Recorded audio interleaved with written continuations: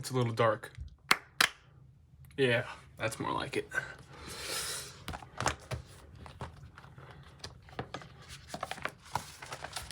Imposter Syndrome. A psychological condition that is characterized by persistent doubt concerning one's abilities, accompanied by the fear of being exposed as a fraud despite evidence of one's ongoing success. Huh. I think most people deal with this in some form, especially anyone chasing something big. But what's weird about it, and honestly exhausting, is how it doesn't stay in one place. It's not a background hum that you can just block out. It shifts, like a dog chasing its tail.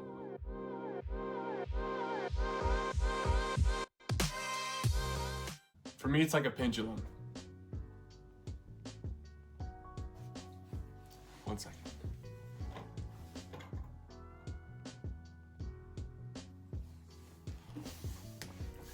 Depending on who I'm around or what I'm consuming, I flip-flop hard and quite drastically between these two extremes. When I'm on LinkedIn or when I'm watching YouTube or talking to people that just seem like they have it all figured out, I feel behind, like really behind. Like there was this memo that got passed out to everyone in high school and for some reason I just missed it. But then I talk to people like my family and they inflate my accomplishments, or certain friends or certain classmates, and suddenly I'm an overachiever. I'm the one who's doing everything right, and that's a weird dilemma to be between the two. And so I go from this, am I falling behind, to this, am I killing it? And it's really disorienting. And the truth is, I don't really feel like either version of those people is my true reality. So let me show you this. This is what I really think is going on.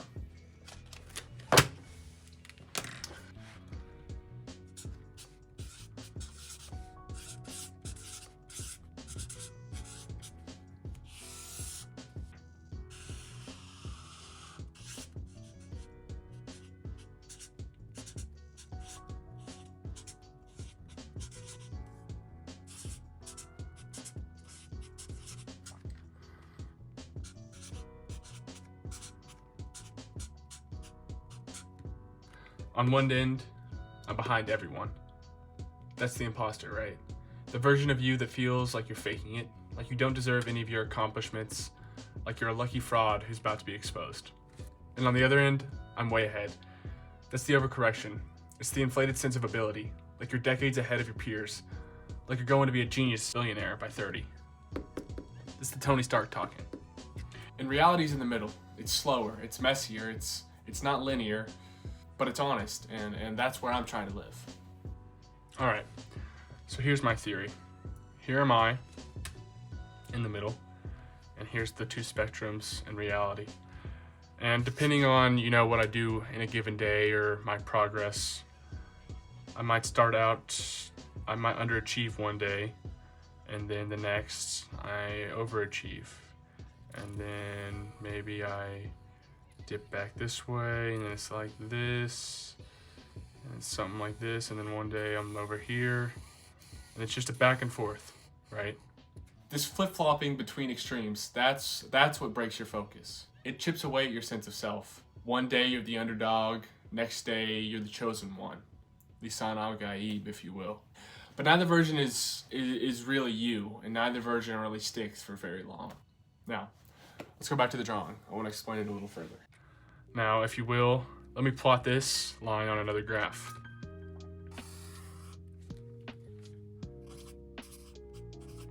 Success and time. I'm gonna have myself start right here for the purpose of this demonstration. Now, we're gonna take this line and we're gonna plot it over here. So first we underachieved, and then we went up, and then down, and then something like this. So if we took this and we placed it on this graph, that's what it would look like. But the thing with this graph is this is a relatively short amount of time. So what I want to do is I want to take this graph and spread it out to such a long time period that all of these little bumps, they even out to where it's a straight line. And there's two options for how your graph might look. So if I'm here And we'll say this entire graph is just a little blip right here, right? And same thing with this graph down here. This axis is time. We'll say this is success. Now I want to explain this a little bit further. In life, you're either growing or you're falling. There's no such thing as staying still. Because when you start here, you have potential energy due to your time to grow. But the farther you stay without growing, the less time you have to grow later. So you're really falling. But if you're just growing and slowly, you're gonna be successful no matter what. But if you stay still or you actually regress, you'll fall more down that line. This is an idea called the slide edge. It's a great book by Jeff Olson. I would highly recommend. Here's the other part of the puzzle. I have a lot of dreams. I'm not just trying to make it in one specific thing. I want to understand as much as I can about this world. I want to travel and sit down and eat, have conversations with as many people as I can, read as many books as I possibly can, and learn as much as my time on this planet will allow me to. I want to be good at many things: fitness, engineering, communication, art, leadership, the art of conversation, debate, even philosophy. These are all things that I not only want to be good at, I want to excel at. I want to be able to step into a conversation in any one of these fields and be able to hold my own. But that curiosity comes at a cost. It slows you down. You'll look around and everyone else seems to be narrowing in, focusing and going all in on one thing. But that's never really been me.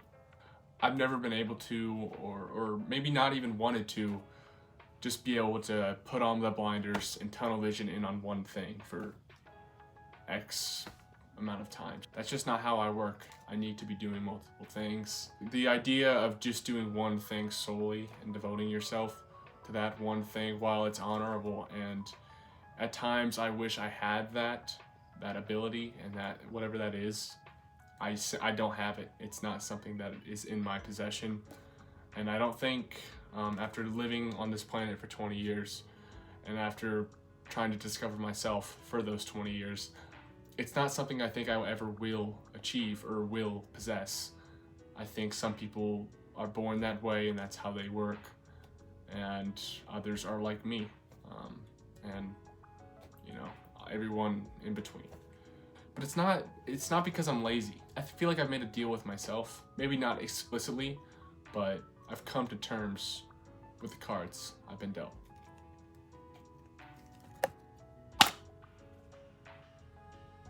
Jack of all trades. Yeah, that was sweet. The deal I made is this: I'm gonna move slower. I'm not gonna pursue only depth, but breadth as well. I'm gonna become a well-rounded person, not a one-dimensional productivity machine. That's what we have AI for anyways. And yeah, maybe that means I'm not gonna be a millionaire by 26 or make it on the Forbes 30 under 30 list. But I'm okay with that. Because you know what else I won't be? I won't be burnt out. Hopefully. I won't be emotionally empty. And I won't be spiritually lost. Because what's the point of winning if that spark is gone? If you don't have the joy and the curiosity of life? There's a quote by Friedrich Nietzsche that really sums up this idea. It goes like this: a man's maturity, that is to rediscover the seriousness of a child at play. I think that's just such a beautiful quote, and it really highlights the important things in life, that is of the innocence of youth, of the curiosity of youth, and not taking yourself so seriously, of not having to have everything planned out, not having to work 24/7 towards a goal, and not having to feel bad about not being productive. Life isn't a to-do list, it's merely what you make it. Okay, enough of that tangent. But even though I believe in that deal, this deal of going slower, there still are days where I feel like it's not enough. I'll be working on something, learning at my own pace, and I'll see a video of a 19-year-old who founded a startup that just raised $5 million. Or a guy like Luke Hopkins who's 23 and has already competed in multiple marathons and finished a sub-10 Ironman. And suddenly my pace feels stagnant. That's the real trap. I think the essence of this entire problem, it's not comparing success, it's comparing speed. Because when I compare myself to others, I'm not comparing myself to 60-year-old men. I'm comparing myself to my peers who have achieved more than I have. Because in the end, I believe by the time I'm 60, I will have achieved great success in all the aspects that I want to, but I have it now, and that weighs on me. I can feel it. So yeah, imposter syndrome sucks, but it's not always about not believing in yourself. Sometimes it's about not believing in your path or your pace, but maybe we're not actually behind. Maybe we're just playing a different game. Maybe the real goal is building a life that's full, not fast. A life that's interesting, that's sustainable, and that's yours, one that you molded. So, if you feel behind right now, I see you, I feel you, so do I. But don't forget, we both might just be taking the scenic route, and maybe that's exactly where you're meant to be.